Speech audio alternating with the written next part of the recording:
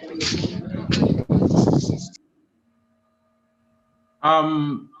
co-host, I would like to ask that you please help in muting people so that we won't have any distraction from here. We are live on YouTube now. Please can we have the YouTube link on the chat box so that we can as well broadcast for people. Thank you so much, everyone. Thank you for joining us.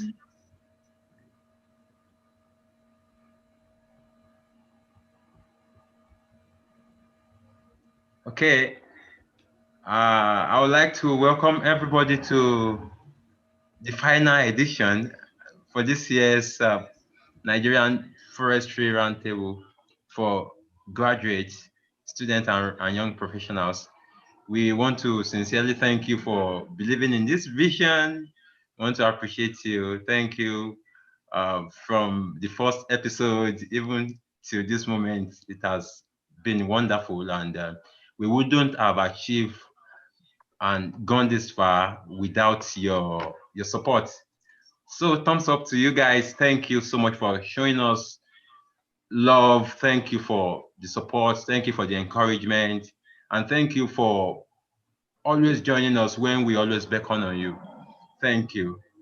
And we are currently live for this episode. I won't be doing the hosting alone. I have Jumoke Jumi, who is joining from Netherlands. So we'll be doing the hosting together. Jumi, can we hear from you? Yeah, thank you for having me. Thank you, everyone. And I look forward to what we are going to get from today, from Selena. Thank you. Okay. Thank you so much, Jumi. Thank you. To every of our participants, we want to crave your indulgence to please kindly mute yourself when you come in. And to every other co-host, please, I would like you to step up and help mute people when they come on board. Thank you so much. And once again, I am Olaolu Adetula. I'll be one of the hosts for this event.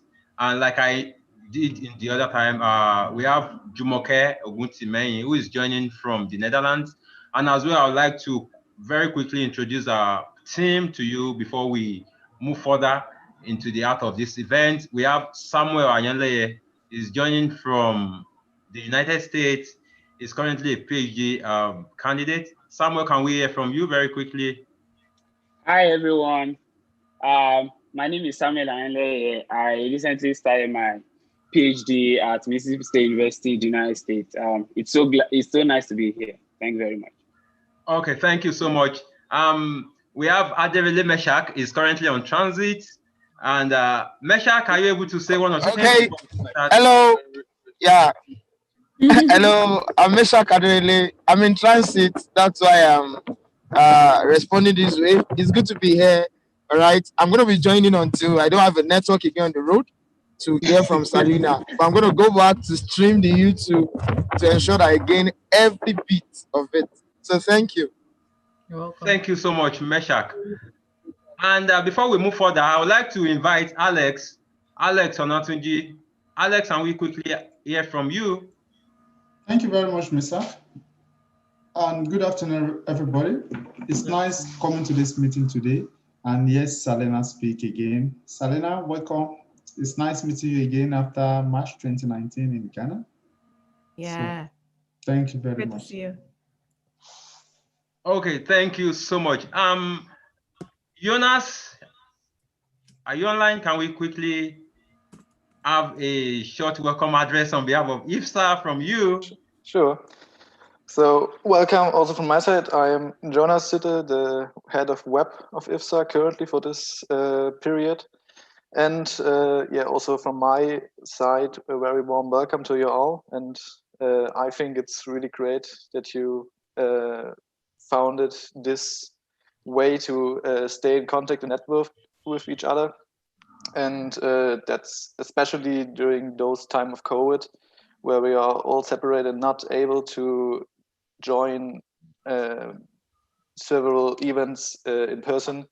That's a very important chance for us all to stay in contact with each other and don't get out of each other's eyes.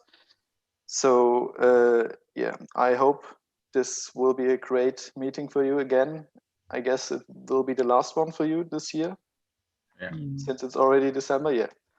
So yeah, have fun and a good time together. Unfortunately, I can't join the entire meeting because I have some other things to do, but at least I wanted to say hi to all of you. Yeah, thank you so much, Jonas. And very quickly, I would like to welcome our guest. She's a great friend. She's a wonderful lady. She's someone who has inspired a lot of youth across the globe. She's fun to be with. I can remember the last time in Accra at the That's Youth in true. Landscape Forum and the Global Landscape Forum too. And most especially the camp. It was nice being with Selena, like fun to be with and every other thing. Selena, you are welcome to our event. Thank you. It's been too long, but I'm really glad I finally made it this year. Thank you. Yeah. I can remember we've had appointment cancelled and we've had to postpone meetings. When are you coming on board? This and that. But I'm glad we are having you today. Thank you so much for joining us, Selena. Thanks for having me, and thank you for doing this for so long. I mean, even myself, I've been tuning in and watching at different points and being able to learn so much. You know, I think sometimes you don't know all the inspiration and like the role models that are out there, or the people who just have so many lessons you can learn from. So thank you for bringing them to light for all of us to learn from. It was really cool for me to watch some of them as well.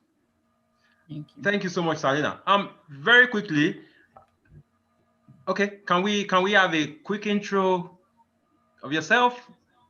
Probably a short and a brief info from you. Yeah. Okay. And at the same time, so I feel some energy from the room, if you could introduce yourselves in the chat, that would help me just know who's here. But I'll start. I guess I'm Selena Abraham.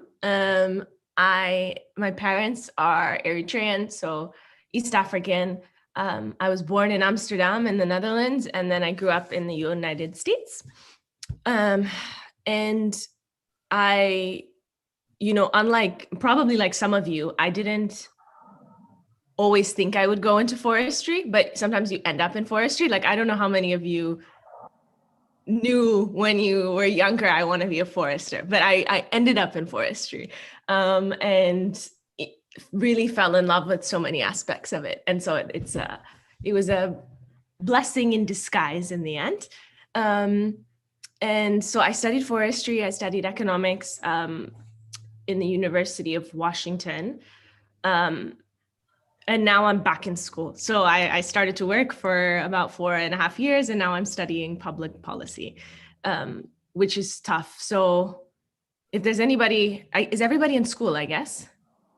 Doing bachelor's, PhD, master's. Okay. So now I'm back in the student boat, which is really hard to do after starting to work. So I guess to be honest, I learned so many incredible lessons the past couple of years working.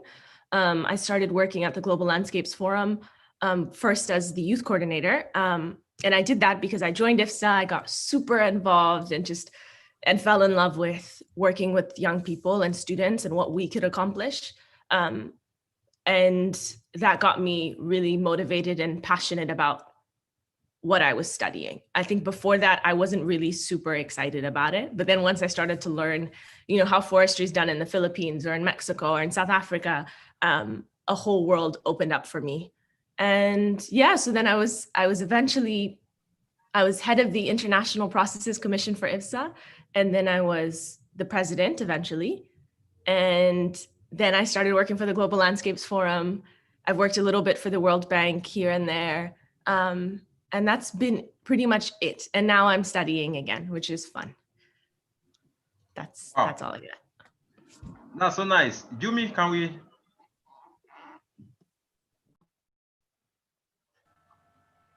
I was actually, I kept on nodding and I was so amazed that how many, so many things you've had to do over the past 4 years or so. And it's quite inspiring. It's quite inspiring. And I'm glad actually, because we are here to learn how to get into these processes as well and into these positions as well. And I feel glad you're here with us and we're going to learn from you. And I would like you to kindly share your perspective about African youths and climate in general. Yeah, this is something that I think is really important, maybe because, I mean, there's many different reasons. And the joy of like being a part of IFSA and working for the GLF has been in some ways trying to create experiences that can support and, just lift up the incredible like visions and possibility that exists, I think, for African youth. But sometimes, people don't have the opportunities to be able to just make that vision a reality. And that has been so much of what I've wanted to do. Unfortunately, never enough. But that's the joy of being able to push and fight and improve systems as we go.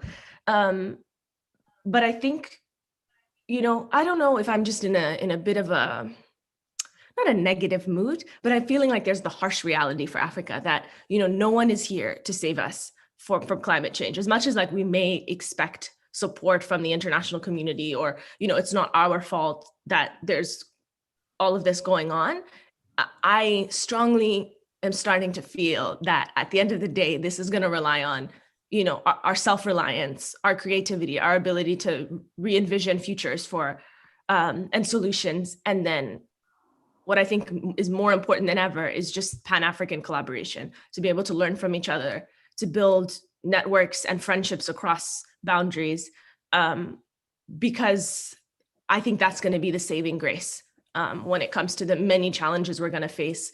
The pandemic is just, sometimes I feel like just the start of potential things to come.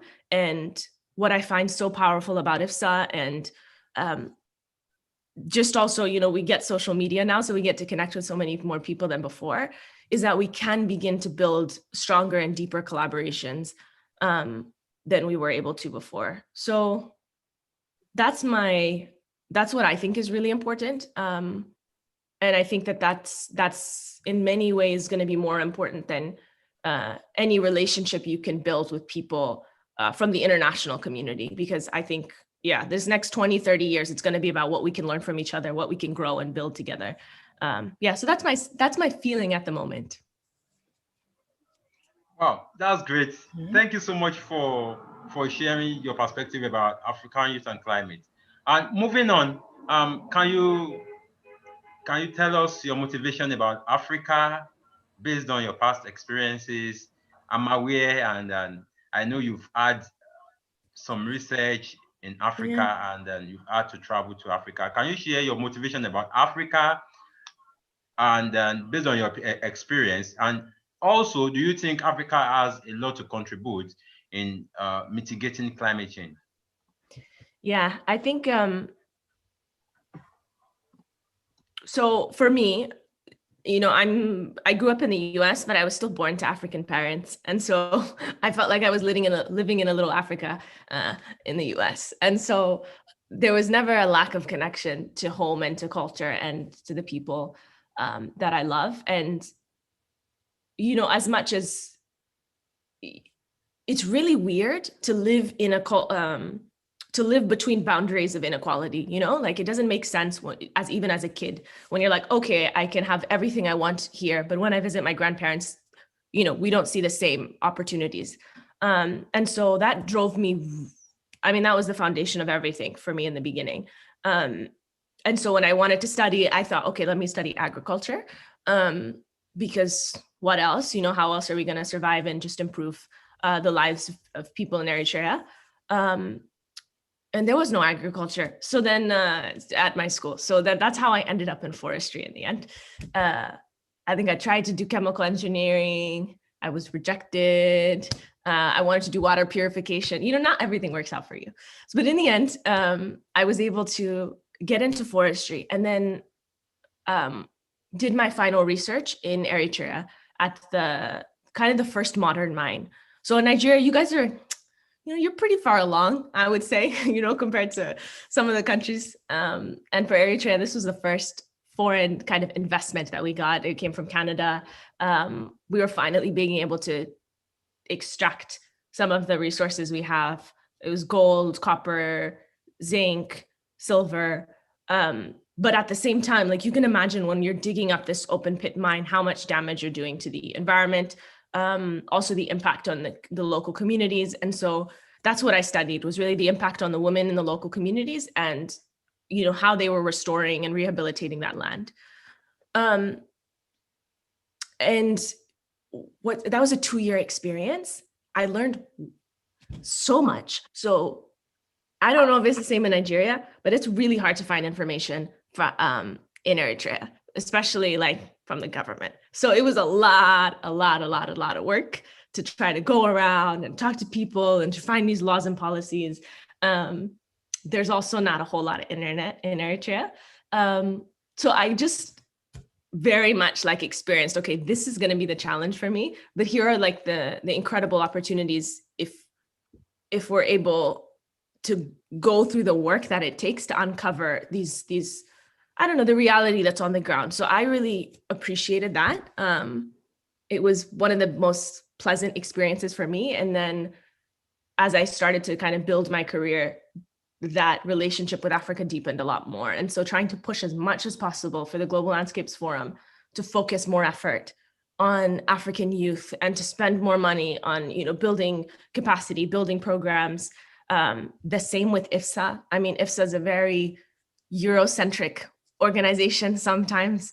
And that was a big challenge also as president, just feeling, like so many times and consistently that the leadership opportunities that exist are often, I just wasn't surrounded by the diversity of people I wanted to be. And so I think we've seen that improve, and I'm really proud of everyone who's ran for positions, who are in positions now. It's so important to do that and to create space as African, youth and people for the rest of your career. It is not easy. I've been able to talk to so many, especially African women who are further along in their career. And I mean, it's roadblock after roadblock. Sometimes people don't, they don't expect the best from you every time you walk into the room. And it's like you're having to prove yourself every single time. And yeah, so I mean, that's the reality, but I think that shouldn't stop anyone from continuing to push forward. So I don't know if that answered your question, but that's my, the beginning. Yeah, I'd like you to share your thoughts on the contribution of Africa to climate change mitigation. How far do you think we have gone, and what are those things you feel we can still do to mitigating the effect of climate change? Yeah, so this is something I've been exploring a bit more, especially in the past couple months, around, what do we need to do for climate that we're not doing? And whether a Green Deal for Africa could be something that could revitalize and set just a strong direction for the whole continent in terms of where we want to go and what we're committing to do. So I had the opportunity to talk to a few people at the African Union, some scientists who are proposing a new concept for a Green New Deal and thanks, Alex. Sorry, I just saw in the chat that there's currently 10 Africans serving in IFSA leadership positions. So very happy. Congratulations. And yeah, so back to the Green New Deal concept, because I think this, when I was talking about Pan-African collaboration before, this is the opportunity. I mean, there's many opportunities with climate change, but it's going to be very hard to realize that country by country. And also, I think across the continent, I mean, the context is just different than how Europe and the US is responding to what their climate action looks like. So looking at what is Africa's climate action, how are we connecting this to rural electrification and renewable energy? How are we connecting this to, of course, forestry, but also the changes that need to happen systemically and policy-wise for agriculture, I think is really important. And so what I loved about this Green New Deal concept is that more than climate change, the first pillar is tackling inequality. and helping Africa, leapfrog past all of these problems that the US and Europe are now facing, to completely revamp their production systems, to completely revamp an economic model, based on growth that is not working at all. And there's many challenges for, I think, Africa to do that. It's a big, ambitious task. And there's a lot of things that are worrying, I think, about the current trends if they continue, especially with industrialization and companies coming in, and there's more waste, and there's a lot of challenges ahead. But I think it would be really hopeful to see coordinated action at a country level that inspires kind of continental, visions. And so I'm hoping that moving forward with climate mitigation, that we're able to just rethink how our cities can function, invest in renewable energy, invest in the solutions and the restoration, and having regenerative agriculture. Hopefully these things can come to life. And honestly, I feel like they will, but it's just going to take a lot of work. Okay. Like you said earlier on, there was something I must agree with, that rural women in Africa, actually, they suffer more from the effects of climate change. And what I can really acknowledge is the fact that young women, foresters, and even those that are not in forestry, are actually making efforts these days to try to make our voice known and try to participate in climate actions and all of that. And I would like to, encourage young women who feel that their voices have not been heard, because actually in Nigeria, I know people who are putting so much effort, who are trying, really hard. They are involved in tree planting, a lot of work actually. And it seems like we're just in our colony and no one actually sees us beyond where we really are. So what encouragement would you really give out to people like them? Yeah, that's a good point. Because it's hard. It's really hard to be in a situation where you feel like you're trying and it's not working. When I think about being, I guess I'm young, a young African woman, I always think about the history, I think, and that we as young women at this point are destined to achieve far more than our ancestors ever were able to. And we have possibilities and opportunities that they didn't have. And so, of course, like if your family is anything like mine, you don't have to look very far to see that. Seeing my grandmother married as 13 years old, didn't have the opportunity to go to school. My mom, similar limitations in life, so that could be your mom, your aunts, even your sisters who are experiencing limitations, even yourself. And I think that for me, the hope that I get is by looking back, because I need that. I need to look back and say, okay, first, I'm in a far better position than anyone has had. And yes, it's an opportunity, but it's also, there's a responsibility that comes with that. And I think that responsibility, the obligation is to work hard and to, if one day you have daughters, that there's a better future for them. And so I think it's unfortunately about incremental change. So I find strength in thinking about how the journey spans several generations, centuries, and remembering my place in this history. And remember that, I'm here to push boundaries. Like every time I walk into the room, I'm here to create space for myself and for the others that are going to come, to dream bigger than anyone could ever, dream of possible. That's really, really, really hard to do. I find myself, I limit my possibilities constantly. And I don't know if women do that or if everyone does that, but sometimes, there's that voice in your head that says, okay, I can't do this, or I'm not ready for that. I'm not qualified for that. I'm not, there's so many things that come up where we just make that world of possibilities smaller constantly. And so I'll always do that. And I need reminders from other people to push me a bit further and say, Selena, no, you can't do this. You should apply for that. You should reach out to this person and ask them for some support or for some advice. And so, yeah, I feel like we cannot do it alone. And creating spaces and community for women to inspire, encourage each other, give each other advice is really, really, really important.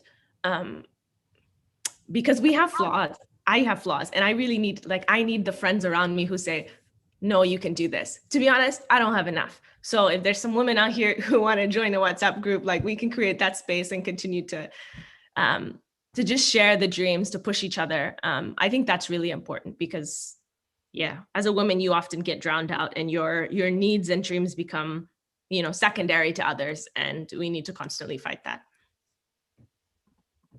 That's a very nice one. That's a nice one. And let me add this. If there is something I've learned so far from history, is to never give up. It may take time.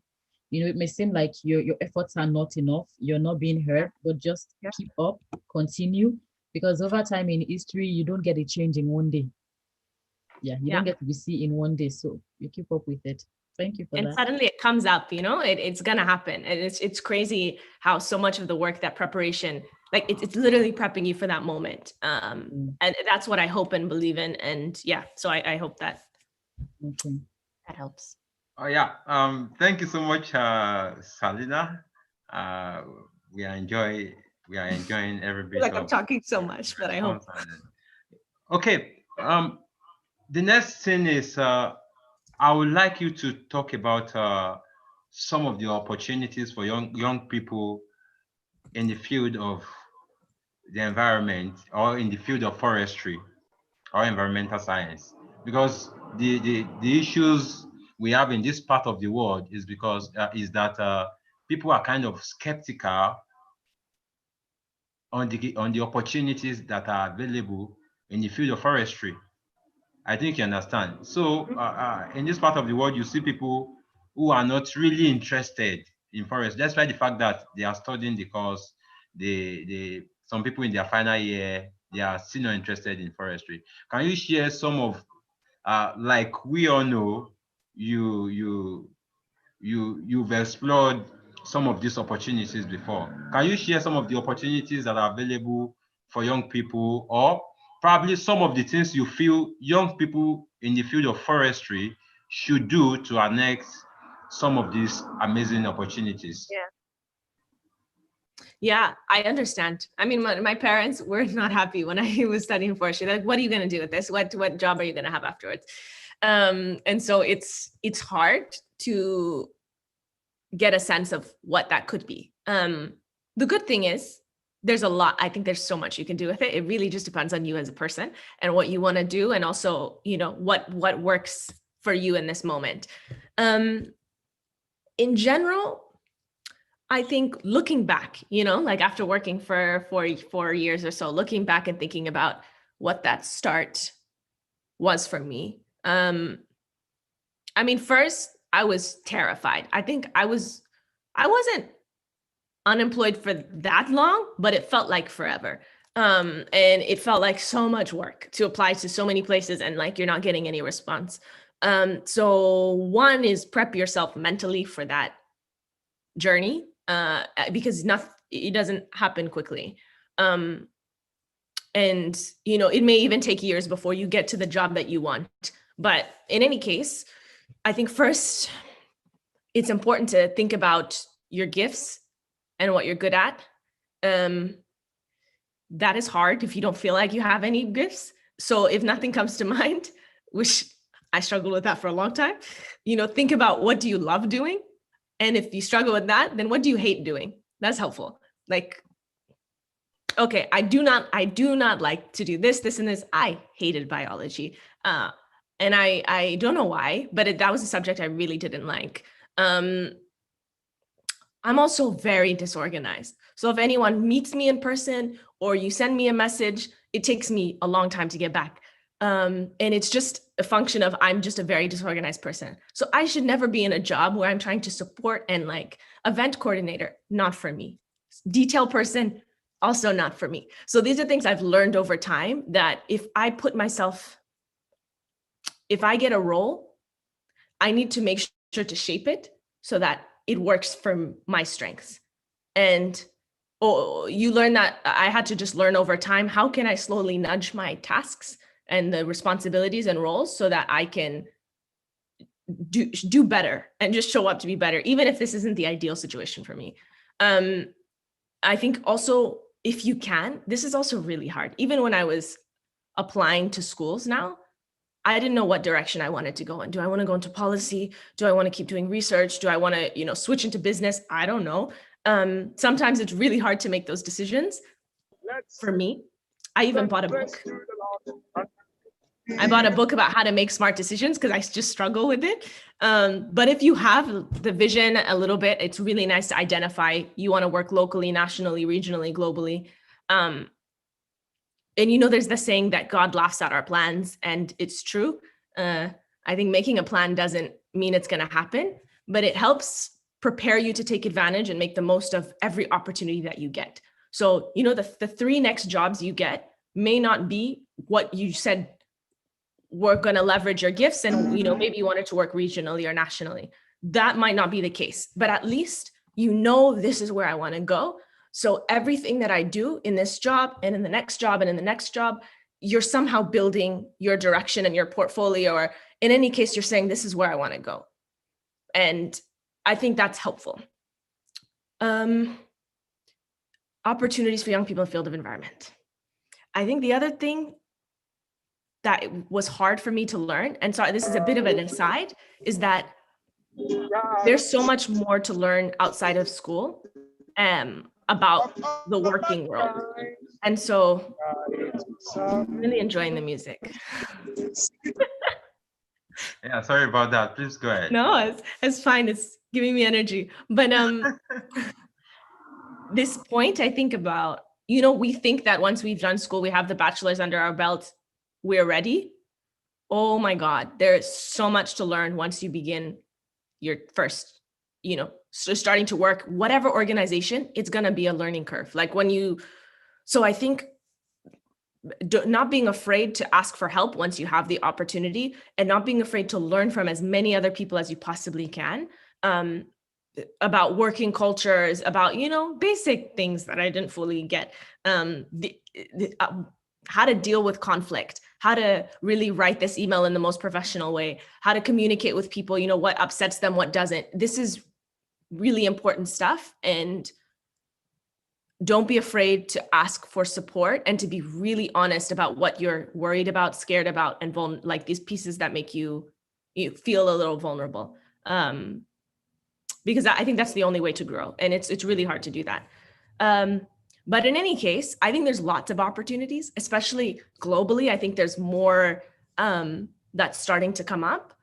There's also, I don't know how many of you have the desire to want to, I'm not an entrepreneur. I don't have that energy. I learned that.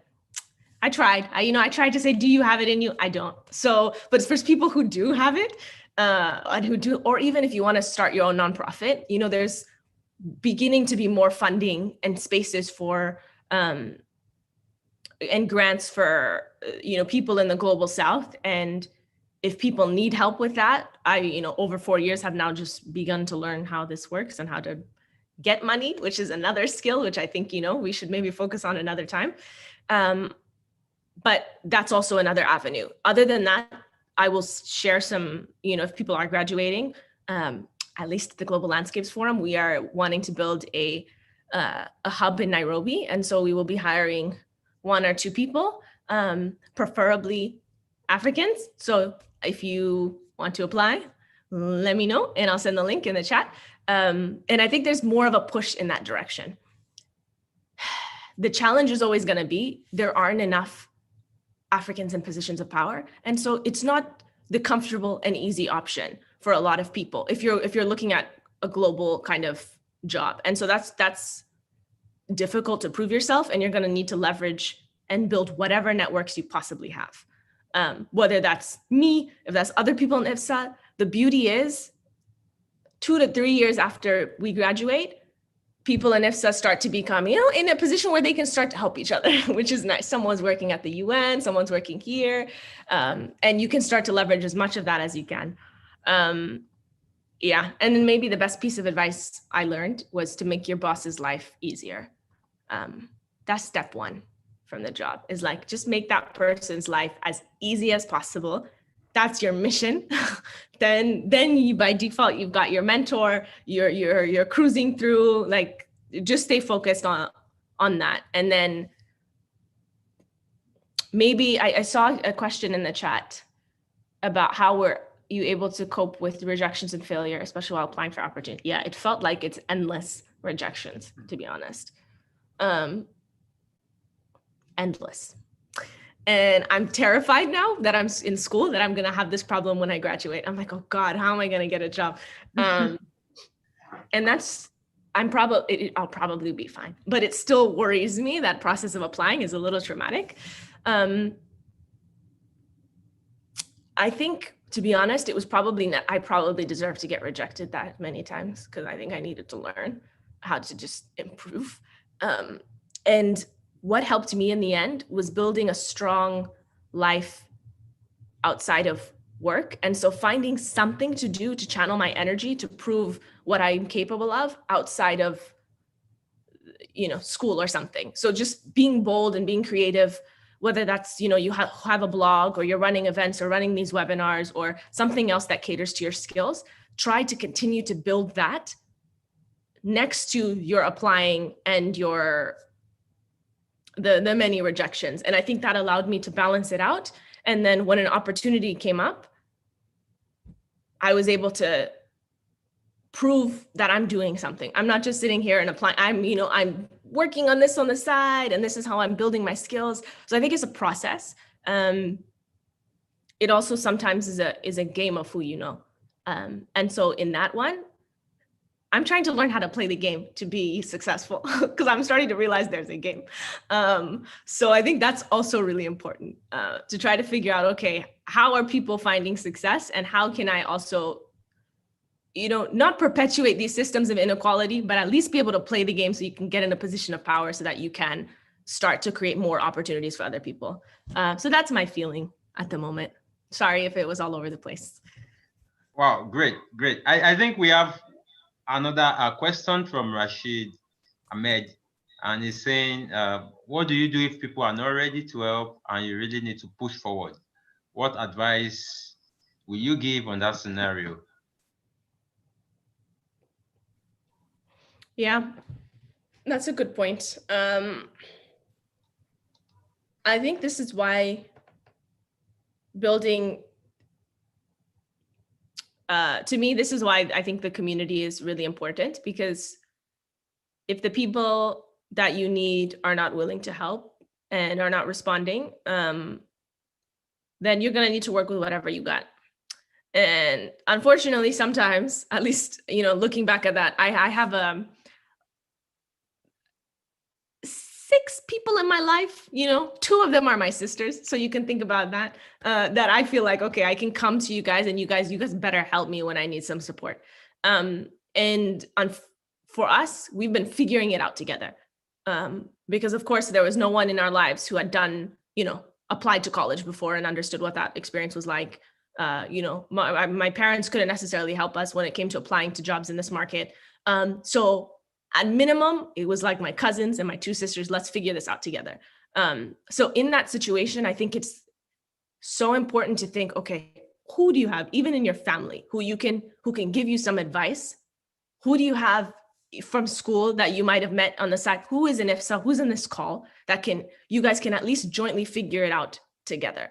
And it's not ideal, but I promise 2 to 3 years down the road, like once, someone got a job and someone's over here, we learn a lot and we can grow together. I think that's the only advice I have, because sometimes, people are not there to help.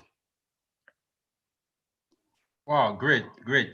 There's another question from Samuel, and he's saying, what's the future of Africa concerning green jobs? Should we keep open, or we should focus on global opportunities? I think it's fair to keep hoping. I think there's a lot that hasn't yet kicked in yet.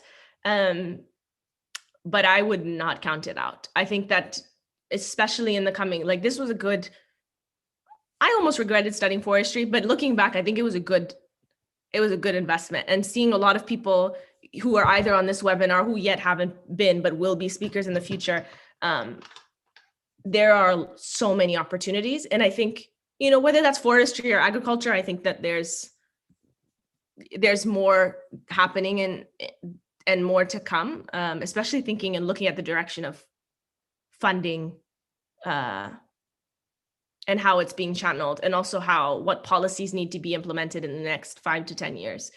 So I think keep hoping, but take advantage of the opportunities that you see in the moment. And so, you know, this is, I think when I brought up again, like this, there might be the vision of what you want to do, and the career that I want to have is going to take me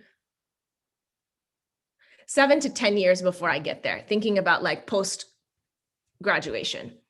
And everything else sometimes I feel like is a journey of preparing you for that, what you want to get. And so whatever you have, take advantage of that opportunity. See, you know, my boss once told me this, which is really simple, and I didn't do it, but maybe I should, was to just make a list of what skills do I want that I don't have. Well, I think he said, make a list of the skills you have and then the ones you don't want, but you want to build on for the career that you want. And he said he was really focused on saying, okay, I'm not good at public speaking. I'm going to focus on that. I'm going to build, you know, take a class online if I can, watch as many people who are good at it, and just build that capacity, practice and build it. There were a few things he had on his list that he needed to improve to get where he wanted to go. And he focused on doing that. And eventually, you know, you get to that place. So I think if you're targeted and strategic, which I tend not to be, but I think is important, you set a direction, and every opportunity that you get, you make sure you're building the skills, you're building the network, you're building yourself towards that path. So that's how I feel like, you know, the green jobs might not be kicking in for the next 5 years, but how can you position yourself so that you can be a leader at the end when that opportunity comes? Thank you, Selena. Presently, or even before now, I've seen, and I personally myself, I've been involved in a lot of volunteering, you know, and I see a lot of youth involved, women especially. And like I said before, it seems like, okay, maybe their voices are not being heard or something. And we would like to know, how has volunteering helped your career? You know, to where you are right now, to who you really are right now. How has volunteering helped you? I mean, volunteering was all of it, I think. For me,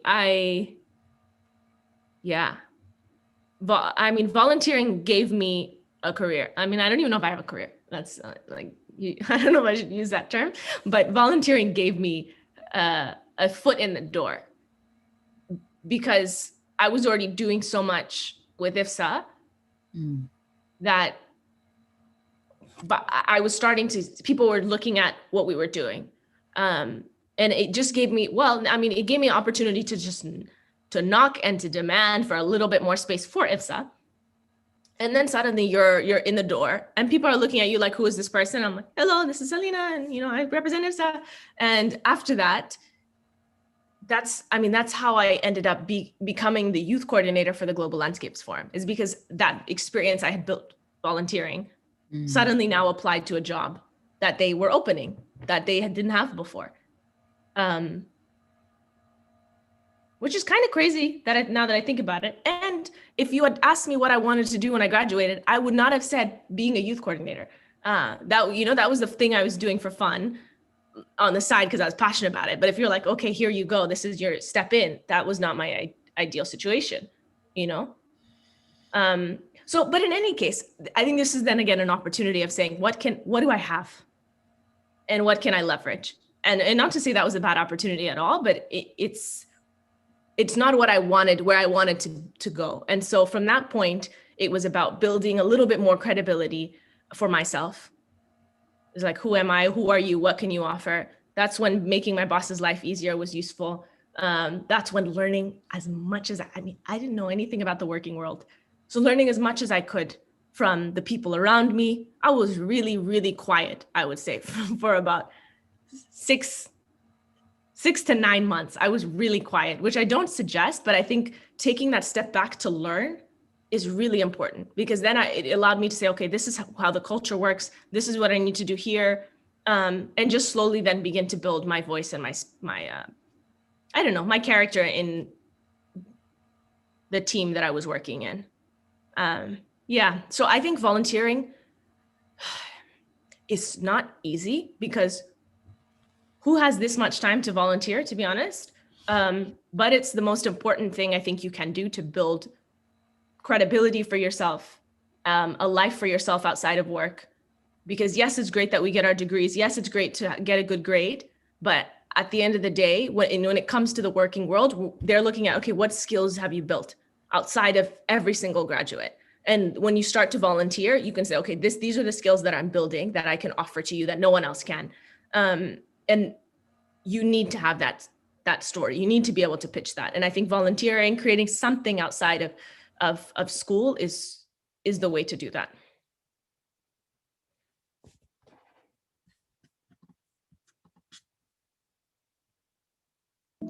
Wow, that's great, great, great. I think I can see someone's hand icon up. Oh.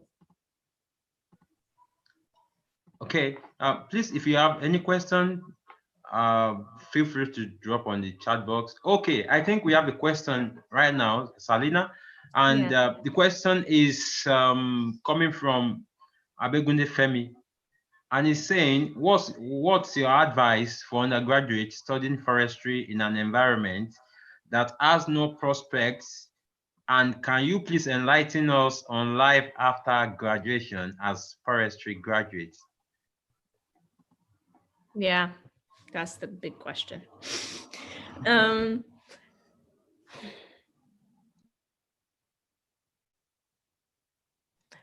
I think, I mean, I'm hoping that the voices from this webinar offered some avenues and some vision of what could potentially happen. But I think more than that, like more than looking at where everyone ended up in their career, because I don't know how many of the others were focused on it or, you know, intentional about it. Sometimes I feel like it's just a game of chance. Like, I don't know. Sometimes I feel like what you get, what's in front of you, that's what's in front of you, period. And like, you can do the most that you can to change that circumstance, to change your situation. But oftentimes that work, that you'll see the fruit of your labor a year later, if that, you know, probably the earliest a year later. So I think putting in that work is really important. These things I had mentioned about volunteering, building a life outside of yourself, seeing what communities you can build just to strengthen your own capacity and ability to pitch yourself for whatever opportunity emerges. I think that's really important. But at the same time, what you have in front of you is what you have in front of you. Like, you cannot change. I don't want to say anything that's going to say we can change that. Sometimes it's not the case. And so I think this is why I didn't focus too much on how to get a job, because I think I feel like putting in all that work is preparing you for becoming that person you need to for that opportunity when it emerges, and to give you your best foot forward when that opportunity emerges. But we can't create things out of thin air. So for me, it's about, if you can, get a little clearer on what questions, what do you want? What does success look like for you? Do you care about forestry and, you know, doing this is the job and the career that you want to have? Or are you like, no, you know, I don't. I care about having this much money and getting to a place, you know, when I'm 35 where I have these opportunities. That's fine. I say start there, and then let's look and see what exists that can get you, what avenues can get you there. And see, you know, of course, hold on to your integrity, invest in the people around you, but see if that's your direction, then you know that. And I think having a goalpost is really important. Because I don't know, I feel like the strategy that you build begins from there, looking at your skills, looking at the opportunities. So that's the only advice that I feel like I can offer at the moment. Otherwise, the rest of it, we're going to have to figure it out together. Yeah. Okay, thank you, Selena. You know, a question is popping up in my mind right now. And I'm sure that at some point, you've been with probably colleagues or in a committee where you've had to decide some people's fate when they apply for opportunities. I think you understand what I'm trying to say. So what can you say concerning some of the mistakes that young people make when they are applying for opportunities to international organizations? You know, like I said, I'm sure you've been The review. at the point of making decision for Yeah. people whether or not to get a particular opportunity and at some point. So can you share with us some of the common mistakes you think young people make when they're applying for opportunities to the international organization or international communities? Yeah, that's a really, really, really, really good question. And I feel like, yeah, that would make a really useful blog. Hi, I kind of want to ask a few other people, people at the UN Environment, WRI Africa, just to see what other professionals also think, because yeah, there could probably be a lot on that list. So for me, so the first place we look, generally, you've got your CV and your cover letter. The first place we look is the cover letter before we get into the resumes. And so when I'm reading the cover letter, for me, it's not about formality. So if it's a little too formal, I'm not in love with it. But that also just might be the nature of myself. But I think it's about thinking, if someone has to read 600 applications, it's a lot of applications. And you're trying to go through them and see immediately if this person is saying something that is resonating with you and what this job is about. Are you capturing the spirit that they're looking for? And so in the first 2 paragraphs, you have to convey very clearly, or just in the letter in general, how not just your experiences and not just your desire to work at the organization, because everyone wants to work, all 600 want to work at the organization. So now you're like, okay, so yes, you want to work. Yes, you have these skills, but how are these skills going to contribute directly to this job? How are these skills going to contribute directly to improving this organization? And most importantly, you need to know what skills to focus on that this person needs. So one advice is to really pay attention to the call for applications and what skills you see look like the most important, and then tailor your skills to that, what they're looking for, which sounds easy and simple, but I swear in practice is not. It's really not.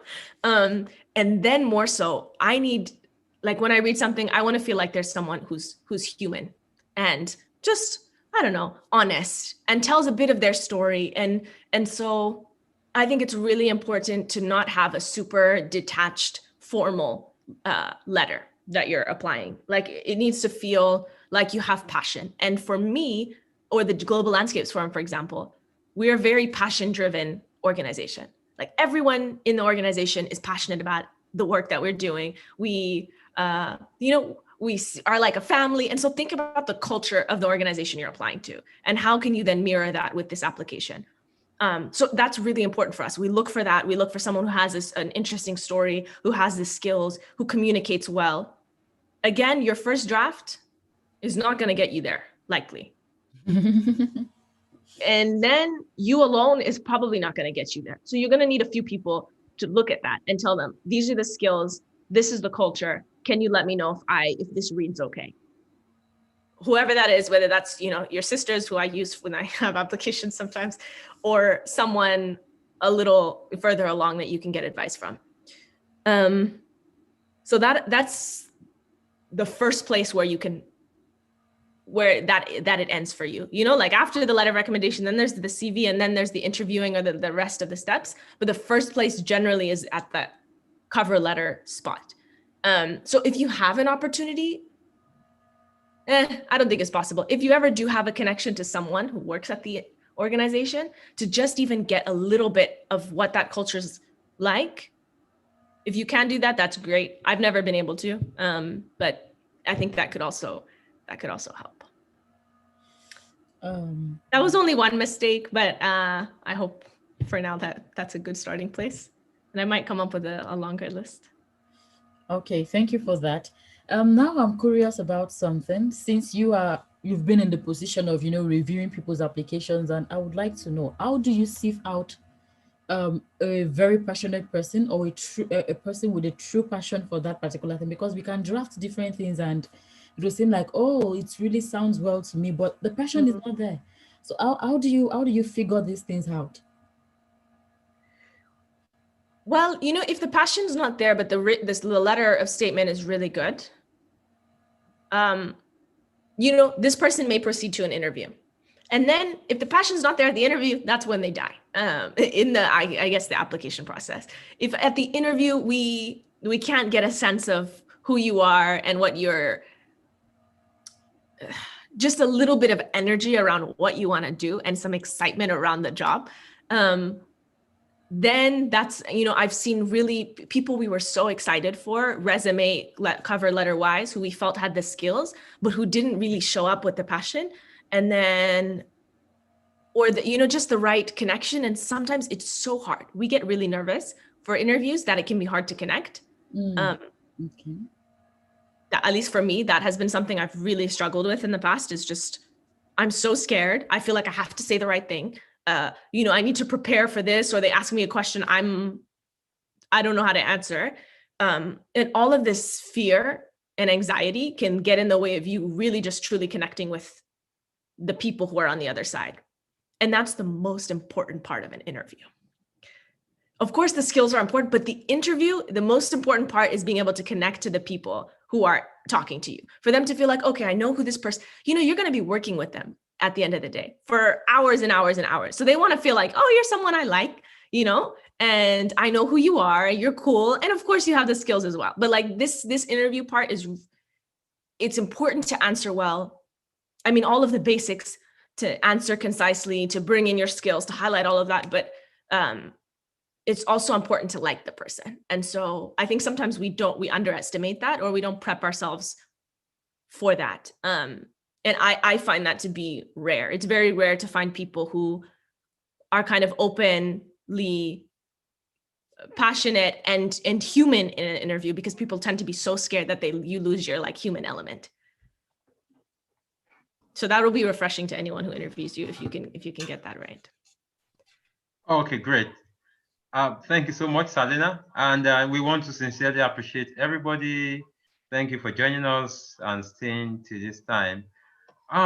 Okay. All right. I have a question, and then because at some point I've had young women, or let me say ladies, who are foresters, currently doing their bachelor's, or let me say undergraduates, walk up to me, and most times they'll be like, I'm getting fed up. What are the, sometimes it's kind of difficult to comprehend some of those things they are really saying. But then what can you say to young ladies who are foresters out there looking for a kind of encouragement to move on? Because like I said the other time, that most times in this part of the world, people are not really interested in forestry as a course, or yeah, people are not really interested. So what advice can you give to young women now? Young women, I hope I'm not biased, but then I just feel we have, if you are to rate, we tend to have young ladies who tends to give up easily or quickly in this field of forestry. So what message do you have for young women, or young women studying forestry? Yeah, that makes me sad. And I've had this struggle as well when we are doing programs, and we want to see more young women applying, and we just can't find them. And it's really frustrating, I think, because it's not a lack of opportunity. It's not a lack of, having that option available to you. Sometimes it's what you said. It's just like not wanting to continue. And for me,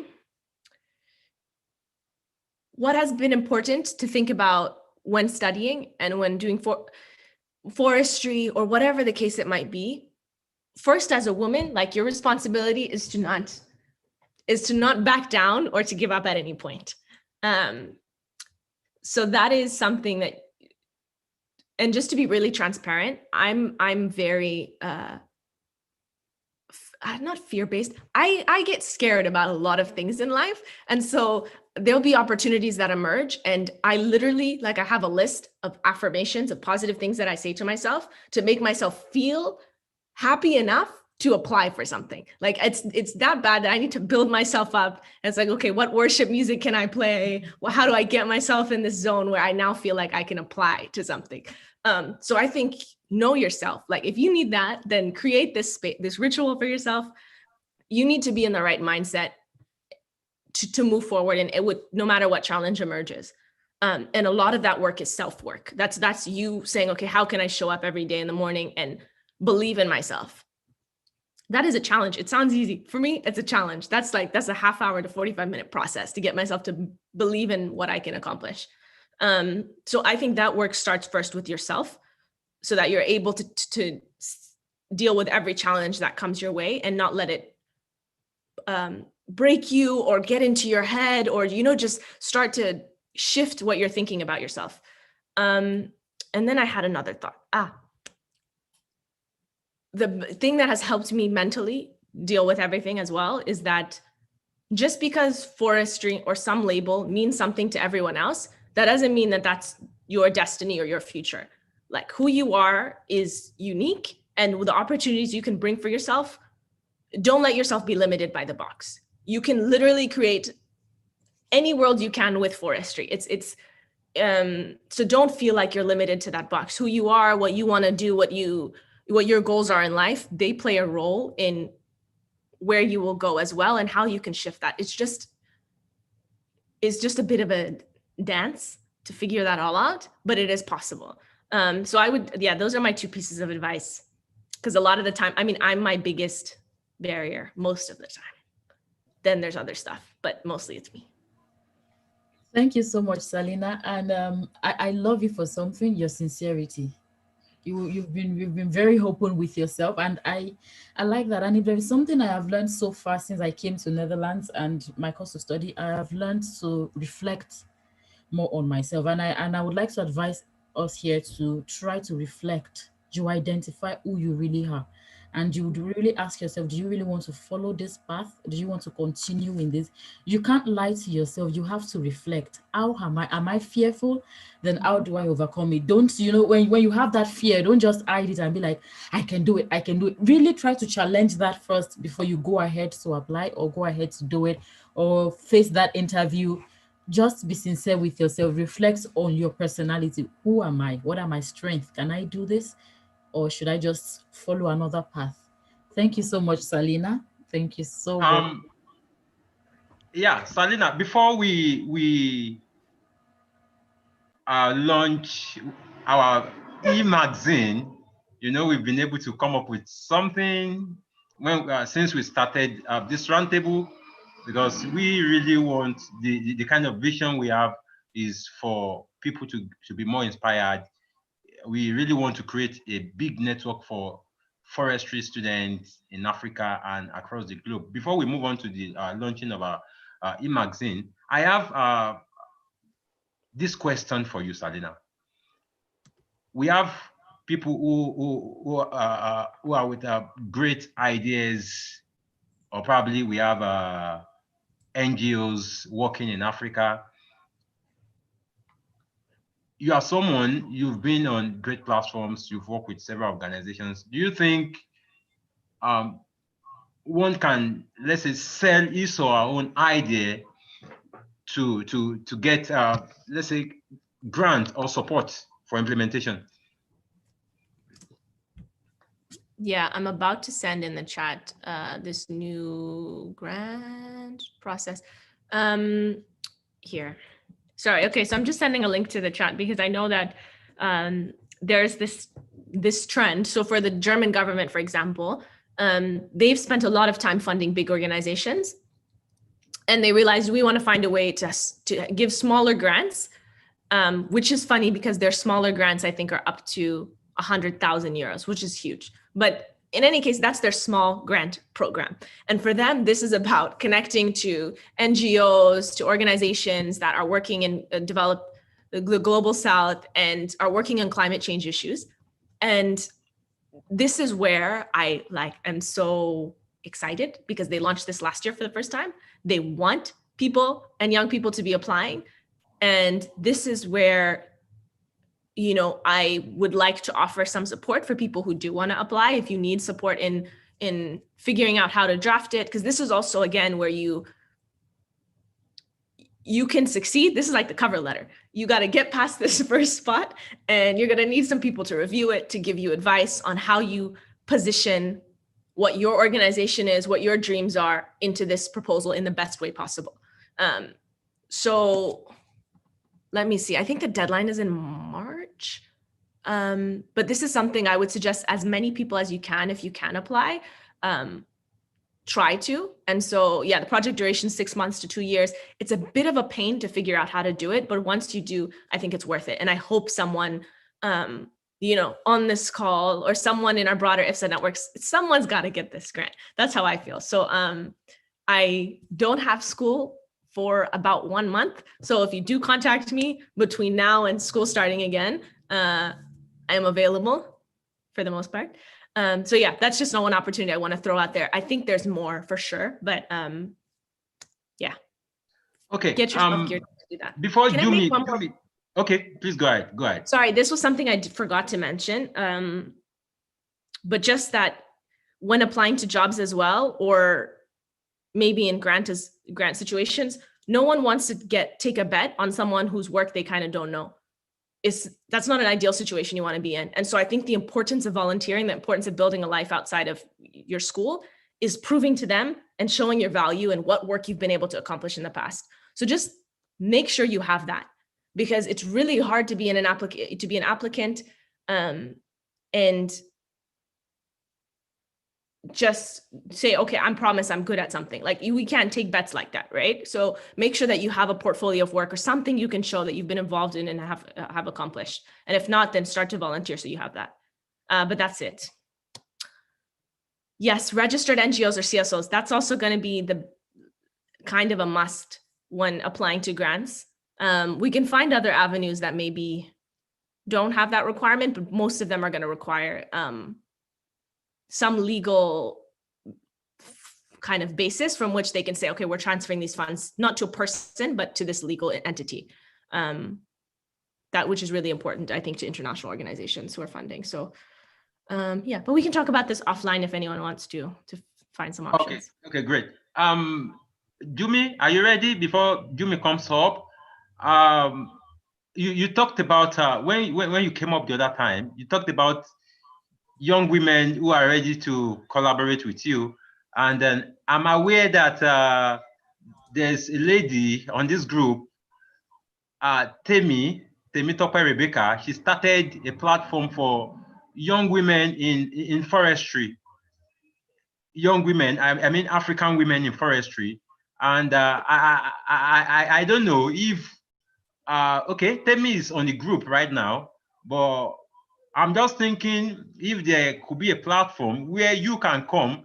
I'm just kind of, it's like I'm soliciting for them now, or for other people, so that they can work together with you to see how they can drive young African women who are foresters. What do you think?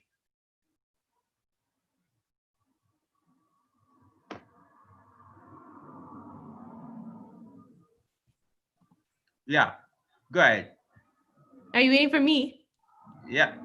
Oh, sorry. No, I was just about to respond in the chat because it sounds amazing. And there's also this, number one, I would say everyone join and support. We need to build those communities and strengthen them as much as possible and build activities. And there's also, if you guys want to maybe connect you to the national what is it? The African women environmentalists kind of group that's being run by UNEP. If anyone knows Musunda Mumba at the UN Environment. Yeah, I do. I know. She's a glamorous woman and absolutely lovely. But she founded this kind of African women environment or a national kind of organization within UNEP. And I think there needs to be more young women in there. So if we can just formally connect this young African woman in forestry to them, I think that would be wonderful. Oh, great. Thank you for that, Selena. Okay. All right. I would like to acknowledge the presence of some people right now. We have Dr. Fola Babalola. He's been an amazing father. He's always giving his support to us when we ask and beckon on him. Dr. Fola, do you have one or two things to say before we launch a magazine? Hello, everybody. Can you hear me? Yeah, please go ahead. I really appreciate the excellent work the Roundtable team is doing, and special appreciation to you guys. Kudos, and I want to appreciate your work, and I'm encouraging you to keep this up. And I pray that this will just be the beginning of greater things for you and your team. And especially, I'm appreciating Selena for coming on board today and sharing your experience. This is nice of you. I've heard a lot from you, and I've heard even from Alex and the rest of the guys that I've been able to mentor on what you are doing and your team. I appreciate you all. And to the Roundtable, I think with the magazine you're about to launch and you're about to start, from my own NGO at the end, we're going to launch it with some amount. I'm not going to discuss now, so I'm going to send something to you. And this is what we're going to do from my own hand, and just to appreciate what you are doing. I really appreciate you guys. Keep it up and do more of this. I know you people, you have your space already booked for you at the top. Claim your place at the top, and top you are going. Thank you very much. Thank you so much. Thank you so much, Dr. Fola. Thank you for that pledge and support. We are grateful. I can see Professor Egbewole Zacchaeus. Okay, I don't know if he's willing to say one or two things. All right, Jumi, can we have your screen?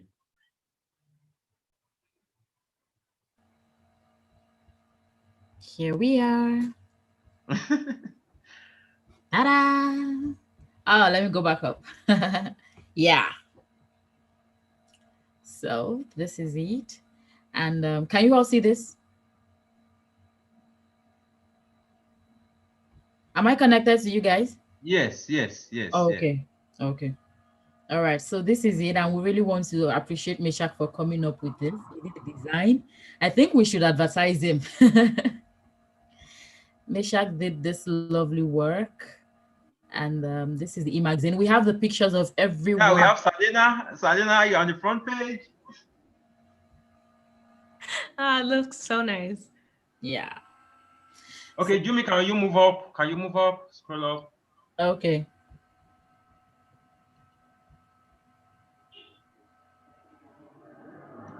Oh, sorry. Is it down? All right. Just move. Okay. Just little by little. Mm-hmm. Okay, this is the front cover. We have all our great speakers, people who we've hosted since the beginning of this event. We have, Jimmy, can you wait a bit? We have people like Yemi Adeyeye on the front cover. We have Julius Adewopo. We have Fisola Adeshui. We have Salu Ibrahim. We have Ayanleye Samuel. We have Jumoke. We have Professor Adeshola, Director of FRIN. We have Alex Onotunji. We have Adigun Azan. We have Bola Tomiyosi. Of course, we have our wonderful lady, Selena, on the front cover too. We have Alex. Of course, we have myself, Olaoluwa Israel Adetula. We have Samuel Adeyanju. We have Tolulope Daramola on the front cover. So these are the speakers and the team members that we have hosted since we started this event. Okay, can you move? Can you move? We have the vision. The vision is to connect students and young professionals in the field of forestry to opportunities, strengths, and giving them leverage for network and global relevance. This is our vision, and this is what we are currently working with. Okay, move on. Okay, so we have the gap, how we started. You know, we started with questions in the heart of young people, young foresters, people who are giving up, like the number of questions we receive per day, and that gave us the kind of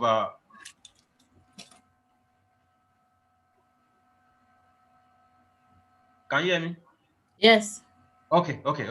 So based on the questions we've received from so many people, it really motivated us to start something for young foresters, young professionals in Africa and across the globe.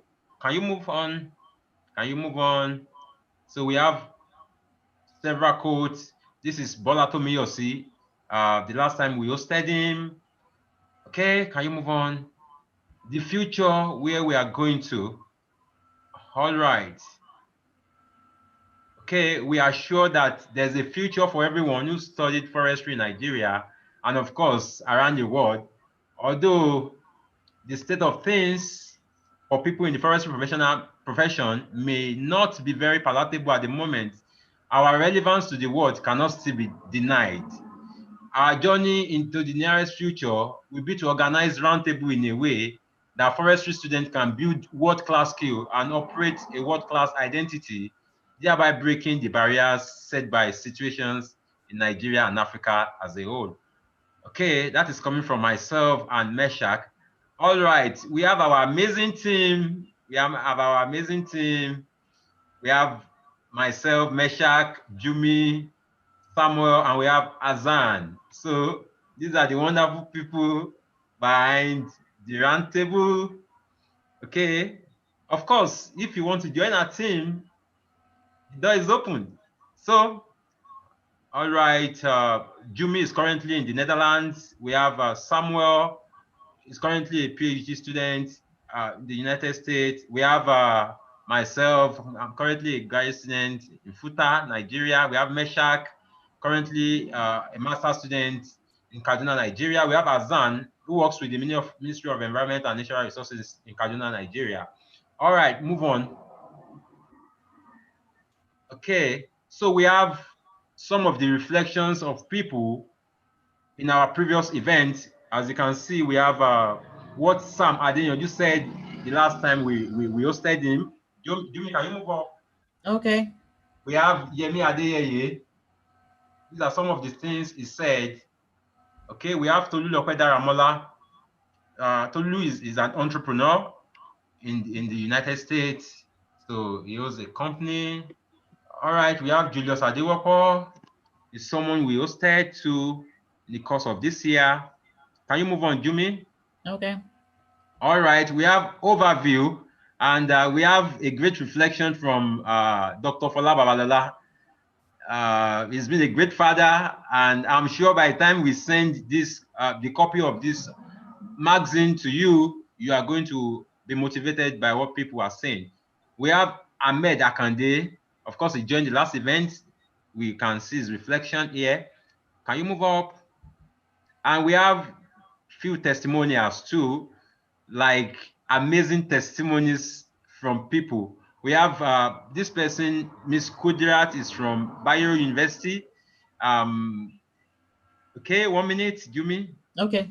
You can read through her testimonial and how she's been able to be motivated. You know, the first time I got a call from Kudirat, she was almost giving up, but I had to introduce her to this platform, and when she got on board, and I'm glad she's able to give this great testimonial. Can you move up, Jumi? Okay. All right. Okay, this is another one coming from Mr. Goslov Abu.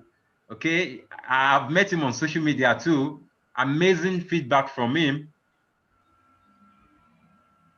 All right, we have Dr. Arabomen Joy from Frin. I think she's online. And after this launching, I'm going to call her to hear one or two things from her. All right, Dr. Joy, thank you for your review. Thank you so much. All right, we also have Mr. Akinfola Shegun Peter giving his review too. We have Ali Razak Ishak, great review. We have Bamigbade Babatunde Joseph, great feedback from him.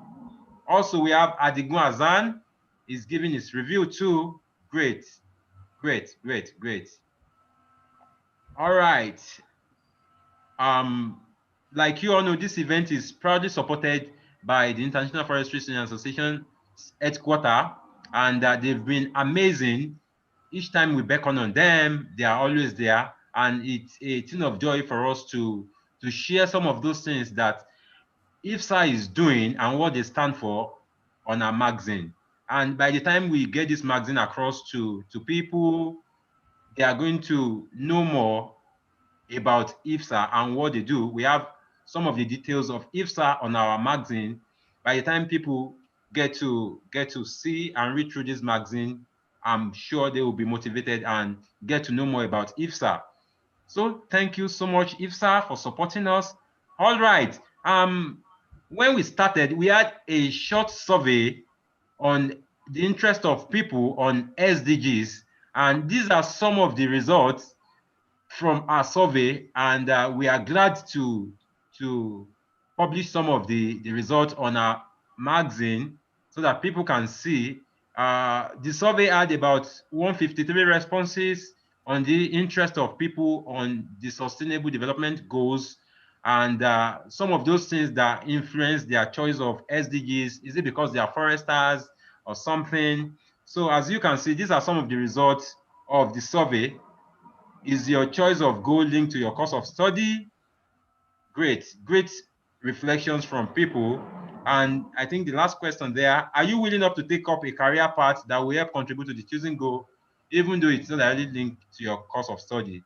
Great reflection here from our responses. Okay, and I must say that we are glad to feature some of this organization on our, do you mean 1 minute? 1 minute. I'm glad to that we are featuring some of the great organizations on our magazine. You know, we had a call, and one of those things in relation to our vision to support young people who started one organization or the other. And this is a kind of support that we at the Forestry Roundtable can give to them as our own little way of supporting what they are doing. I'm sure by the time we send out this magazine to people, when they see, they'll be able to get in touch with them. We have organizations like Eden World Initiative. So they work with SDGs 2, 7, 13, and 5. You have their contact there. We have Safe Sahara Network. The organization is being run by Dr. Bufola Babalola. So Safe Sahara Network, we have their details here and what they are into on our magazine. Move up, we have the Forestry Research Institute of Nigeria. They've been supportive too. At a point, we hosted the director of the Forestry Research Institute of Nigeria. We hosted him on this same platform, and it was an amazing time with him. And we are as well have Federal College of Forestry, Badon. Great. They've been so supportive too. Also, we have Agro Eden City War Against Climate Change and Hunger.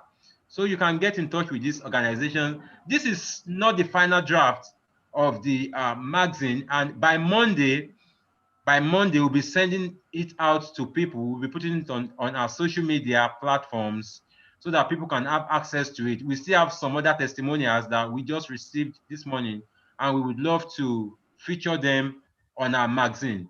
This is for us, this is great, and we want to thank everyone for supporting this vision, for supporting this dream, and I'm sure that next year when we kickstart, we are starting on a high note, on a great platform, and we hope to host amazing people, great people in the field of the environment, ministers, directors of international organizations. So these are the kind of foresight we have for people.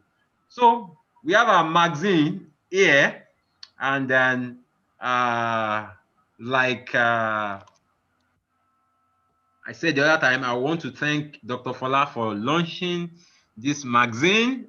Okay, this is great for us, and we are grateful. Jumi. Yes. Okay, let's hear from you. Okay. I am actually happy that I'm part of this this roundtable session. It's a pleasure to me, and I am glad because I had the same issue. I want to share this. I had the same issue myself. In 100 level, I before I got the admission, I wanted biochemistry or microbiology, and I ended up with forestry. I was disappointed.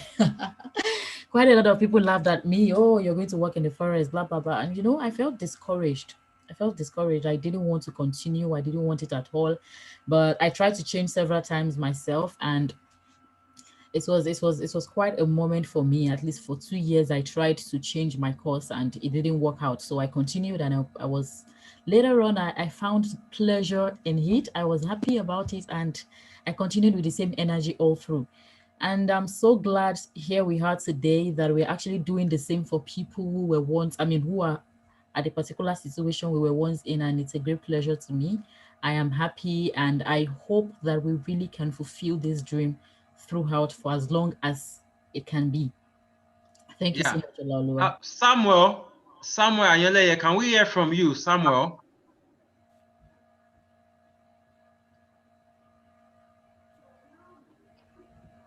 Okay. Hello, everyone. Can you hear me? Yeah, please go ahead. Oh, okay. It's so nice to be here too. Actually, I feel like we have the same story to share. Just as Jumia has said, I ended up in forestry too. I wanted to study microbiology in Futa. Like, we have the same story, but now I think I'm glad, like, studying forestry at UBC, moving to Canada, changed my perspective about this sector. I mean, the forestry sector, the forest product sector. Actually, I'm in the wood sector actually, but I feel like we have a lot to learn. We have a lot to learn in terms of like the opportunities out there for forestry students. It might not be glamorous in Nigeria, but then there's a future, and I want us to I want us to believe. I want us to believe in that future that is to come. It's so nice to be part of the team. It's a great honor. Like, I've been working with Olaoluwa for a while, and Meshach, and then these are great guys. And also Jumi. Jumi has been a wonderful lady. Azan is also great. And then I hope we can continue this way. We can do more, and then like just motivate people out there, especially undergraduates in Nigeria who are kind of discouraged, like being in the environmental sector. There's a future for you, and then you can be great. And I hope we can do great things together. Thank you very much. Thank you. Azan, who is also a team member. Azan, can we hear from you very quickly before we move on to Dr. Joy? Azan? Okay. I would like to call on Dr. Joy from FRIN. Hi, everyone. Good evening. Good Can you hear evening, me? Doctor. Yeah. So, in fact, this program and the sessions we have had, I've been able to join in, and I tell you, it's really, really interesting.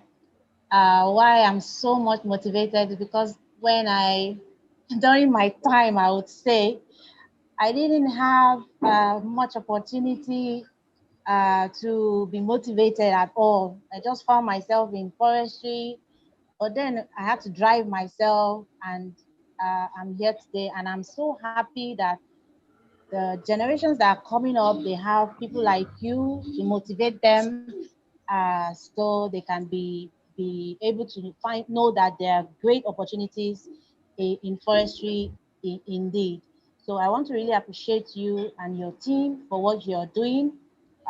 We look forward to the next year, and we hope that you do more. So kudos to you guys, and thank you, Selena. I really enjoyed your talk today.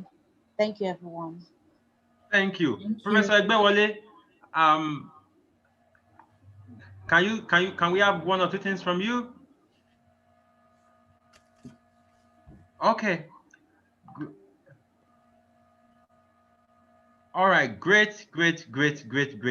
And before we conclude today's session, I would like to, okay, I think Professor Egbewole is up now. Hello, my brother. Good afternoon. Good afternoon, sir. Good afternoon, everybody. Can you hear me? Yeah, please go ahead. Yes, I must say I really am encouraged by the work you put out there.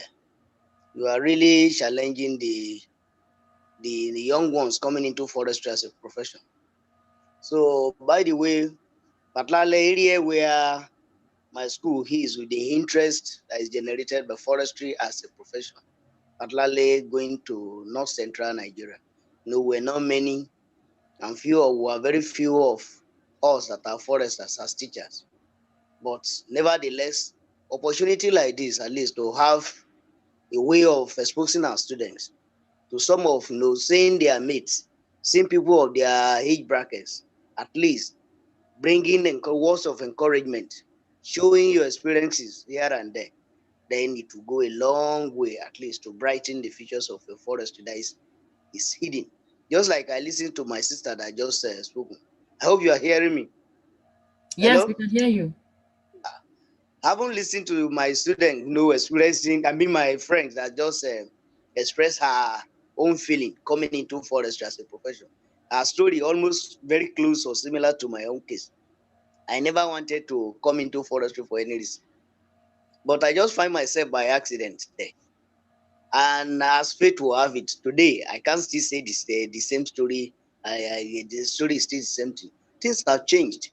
So, and likewise, that is what I feel that anybody coming into forestry, a lot of hidden opportunities, because the word hidden in the something is that things that you will look at, if they ask you, where is this thing going to take you to? You cannot virtually say that this is where it's going to be until you start taking one step after the other. Before you know what is happening, one good thing now will begin to lead to another. If you ask Professor Fola Babalola, my friend there, if he tells you his own story coming into forestry too, he's probably wasn't that palatable at the beginning. But today, if you ask him that, maybe he wants to change back to medicine or any other so-called lucrative profession, he may likely tell you that he's not running away from the bush again. So thank you very much. I salute your courage. Thank you so much, sir, Professor Egbewole. And we are doing a lot. Gradually moving to the end of today's session. I would like to welcome my great friend Alex. He's been so supportive. Each time we beckon on him, he's always there to give his support. Alex, can we hear from you? Okay, thank you very much, and Olaoluwa.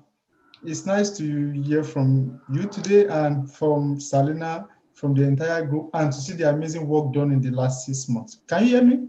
Yes. Okay, fine. To see the amazing work done in the last 6 months, it is great, and I think this is marvelous in my eyes, and because I'm just so grateful and happy that something you just said, okay, Alex, we're trying to do this thing, and just before this has turned big. And I'm delighted to welcome everybody on this team, Selena, all the team members, Dr. Fola, Dr. Joy, everybody. I think I possibly know many people here. So I want to say thank you. And officially on behalf of International Forestry Student Association, as a joint IFO USA Task Force on Forest Education, I'd like to say congratulations on the successful hosting of the program successfully over the past 6 months. And we look forward to a fruitful and further collaboration in the year 2021. On behalf of myself and the JTF team also, I want to say thank you for this report. And we look forward to receiving the PDF of this report for uploading on the IFSA website. So thank you very much. Thank you, Alex. I would like, before I bring on Selena for our final word again, I'm still going to bring her up again. And I would like to say this, that we'll be sending out the copies of this magazine to everybody. We'll be sharing it on the social media. Please feel free to download, feel free to share with friends too. As we hope that every one of us would learn. You know, when we started this program, this event, 6 months ago, you know, the goal is to reach out to over 1,000 African foresters. And I can proudly say that we have achieved the dream of reaching out to over 1,000 people. I think that's a great feat for us. And personally, I'm proud about that. I'm proud about that. So thank you so much, everybody. And then my friend Meshach is currently not available. He went for a program. He's currently on transit. And he sent his regards to everyone. Meshach has been amazing. He has been amazing. He's been amazing. Okay, great. Selena, final words from you before we call it a day.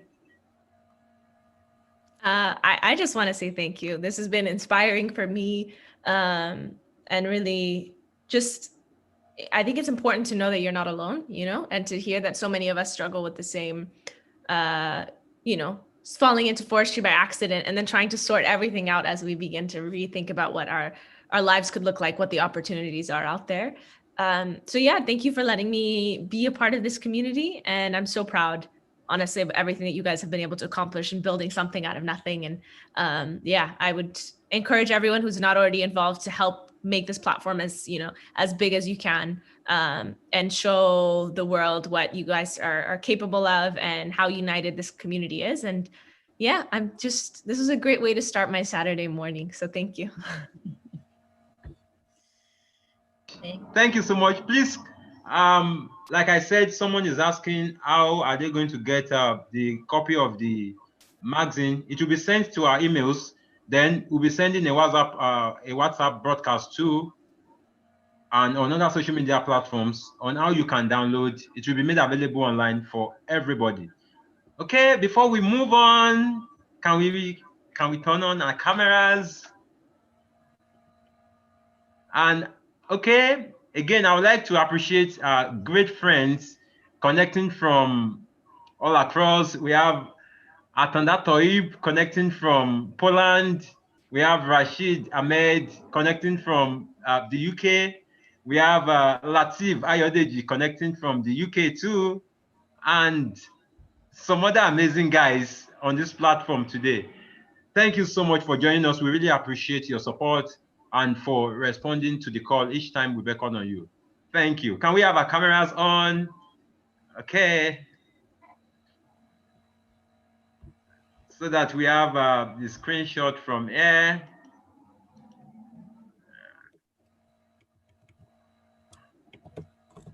A wonderful smile.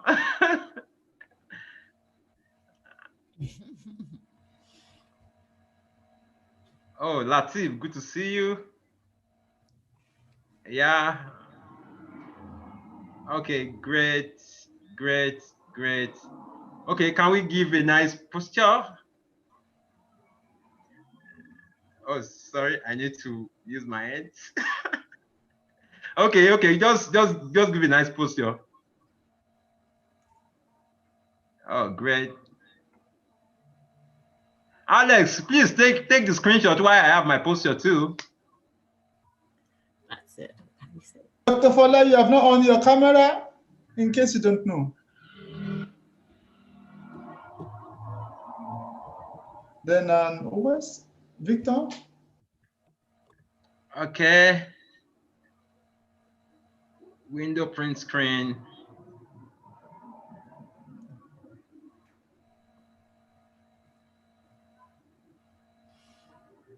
Okay, I'll take the picture again. Just 1 minute. I'll just make it count. And once I make the count, 1, 2, 3.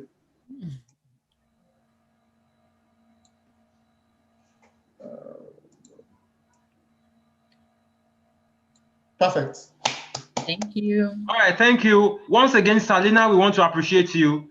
Thank you so much for responding to this call. You've been a blessing to every one of us in Africa and some other part of the world. Thank you so much. And we hope we can do great stuff together in the coming year. Yes, thank you so much. Have a lovely evening, everyone. All right, great. So have a wonderful day ahead. Thank you so much, everybody. Thank you all for coming. Selena, please wait 1 minute after the YouTube is stopped.